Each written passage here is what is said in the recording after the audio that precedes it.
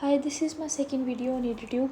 We have already made a short video of YouTube in which we have covered the introduction of YouTube. Now we are just straight going to the intubation and uses of YouTube. And first of all, we will discuss the parts of YouTube. So YouTube looks like this. This is used for intubation in the patient who are undergoing surgery under GA या फिर जो patient respiratory arrest में है and who are not able to ventilate or who are not able to breathe on their own. So this is the patient end, this is the machine end. First of all, we will see the parts. Patient end, Murphy eye, cuff, inflammatory tube. Inflammation लिख दिया है मैंने by mistake, sorry. inflammatory tube है ये, और है pilot balloon और machine and. ये है हमारा मशीन एंड, ये है हमारा पेशेंट एंड, ये है हमारा कफ. ये जो ब्लू कलर की लाइन दिख रही है ये है हमारी रेडियो ओपेक लाइन. इससे क्या होता है, जो पेशेंट का एक्सरे होता है उसमें जो ट्यूब है इसकी प्लेसमेंट हमें अच्छे से दिख जाती है कि जो ट्यूब है वो ठीक प्लेस पे हमारी एडजस्टेड है. ठीक है, ये है इन्फ्लेटरी ट्यूब. इसका काम क्या है, इस कफ को इन्फ्लेट करना. ये है हमारा पायलट बलून. इससे हमें पता लगता है कि जो कफ है उसमें एयर कितनी है. ठीक है, और ये है हमारा पोर्ट. ठीक है, इन्फ्लेटरी पोर्ट. यहाँ पर सरिंज हम लगाएंगे जिससे कि हम अराउंड हम नॉर्मल पेशेंट को दे सकते हैं 4 to 7-8 mm. ठीक है, तो हम इसको पेशेंट को हम लोग क्या दे सकते हैं, हम लोग सलाइन भी दे सकते हैं और हम लोग एयर से भी इन्फ्लेट कर सकते हैं इस कफ को. जो ये इसका पेशेंट हैंड है इस पे यहाँ पे एक ऐसे पोर्ट होता है, इसको हम बोलते हैं मर्फी आई. Murphy eye. ठीक है, let's move to the next PPT. हाँ, इसमें यहाँ देखो ये दिखा रहे हैं, ये है हमारा मशीन एंड. यहाँ पर वेंटिलेटर कनेक्ट होगा. ये है हमारा पेशेंट एंड जो कि पेशेंट के ब्रोंकस के थोड़ा ऊपर रहता है और ट्रैकिया में है. ये है हमारा कफ जो इन्फ्लेट हो चुका है. यहाँ पे हमारी होती है इन्फ्लेटरी ट्यूब. ठीक है,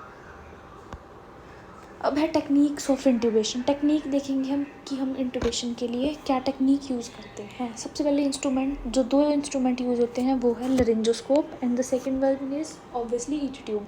लरिंजोस्कोप क्या करता है, लरिंजोस्कोप से हम ईटी ट्यूब के लिए पाथ देखते हैं कि हम क्या करते हैं, एपिग्लोटिस को विजुलाइज करते हैं. कैसे करते हैं, पहले तो पेशेंट सुपाइन पोजीशन में लेटेगा, उसको एक्सटेंशन करेंगे atlanto occipital joint and flexion of cervical spine. The position is also called as morning sniffness position. ठीक है, जो 6 से 8 mm का थिक पिलो हम रखेंगे किसके, पेशेंट के शोल्डर्स के नीचे. और क्या होगा, जो हम लरिंजोस्कोप है, ब्लेड है, उसको कैसे इंसर्ट करेंगे, राइट साइड से हम डालेंगे और स्लाइड करके उसको लेफ़्ट साइड की तरफ ले जाएंगे. जैसे ही हमें एपिग्लोटिस दिखेगा हम एपिग्लोटिस को थोड़ा सा लिफ्ट करेंगे. उससे क्या होगा कि हमें ट्यूब डालने में फिर उसके बाद ईजी रहेगा. ठीक है, जो टिप ऑफ द ट्यूब है वो कहाँ जानी चाहिए, विल्कुला में. ठीक है, और उसके बाद क्या है, only after visualising the vocal cord the ET tube should be passed through the cords. तभी कॉर्ड्स में से हमारी, जब हमें एपिग्लोटिस दिख जाए तभी हम ट्यूब डालेंगे. The cuff is inflated at the pressure of cuff is inflated at the cuff should be 2 to 3 centimeter below the vocal cords in the adult. Position क्या होगी, 2 से 3 सेंटीमीटर नीचे, किससे, वोकल कॉर्ड से. Position of tube is verified by capnography से करते हैं हम, ऑस्कल्टेशन से करते हैं और चेस्ट से करते हैं. कैप्नोग्राफी में हमें ग्राफ से पता लग जाता है और ऑस्कल्टेशन से हम स्टेथोस्कोप से पेशेंट की ब्रीथ लेफ़्ट और राइट दोनों साइड की चेक कर लेंगे. हमें ब्रेथ से पता लग जाता है कि ट्यूब की प्लेसमेंट ठीक है कि नहीं है. ठीक है, उसके बाद जैसे हमारी ट्यूब ठीक प्लेस पे चली गई हम इन्फ्लेट करेंगे, स्टिकिंग और बैंडेज लेंगे, उससे ट्यूब को फिक्स करेंगे और वेंटिलेटर से कनेक्ट कर देंगे. ये हो गई इंट्यूबेशन की. हम इंट्यूबेशन कैसे करते हैं, let's move to the next he. अब आ गया कफ. हम कफ के बारे में थोड़ा सा देख लेते हैं. तो जो ट्यूब होती है वो 2 तरह की है. एक है हमारी ये कफ्ड वाली और एक होती है नॉन कफ्ड.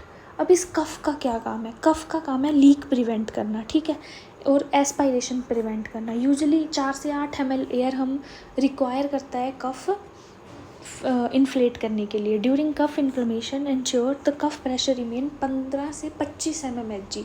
15 से 25 mmHg रहना चाहिए कफ का प्रेशर, वरना अगर 25 से ज़्यादा हो जाएगा तो पेशेंट ट्रैकियल इस्चीमिया हो सकता है पेशेंट को। अगर 15 से कम होगा तो पेशेंट को चांसेस हो सकते हैं एस्पायरेशन के। Cuff should be filled with saline और एयर। हम सलाइन भी डाल सकते हैं और एयर भी डाल सकते हैं, ठीक है। और the tracheal approach is of not using cuff tubes in child up to 10 years।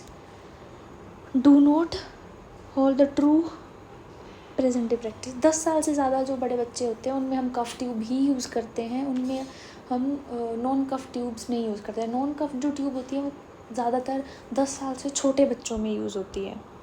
अब हम साइज़ कैसे डिटरमाइन करेंगे कि कितने साइज़ की ट्यूब किस उसमें जाएगी। अब जो नॉर्मल साइज़ है, स्मॉलेस्ट साइज़ जो है ट्यूब का वो है 2.5 mmHg और लार्जेस्ट जो है वो है 10.5 mm, ठीक है। जो प्री मैच्योर है उनमें जाती है 2.5 नंबर की। जो 6 से 8 मंथ के हैं उनमें जाएगी 3 और 3.5 नंबर की। जो 6 से 1 साल का बच्चा है उसमें जाएगी 3.5 से 4 नंबर की। और जो बच्चा 1 से 14 साल के हैं उनमें कैलकुलेट कर कैसे हम करेंगे, उनमें हम कैलकुलेट करेंगे एज बाय 4 + 4.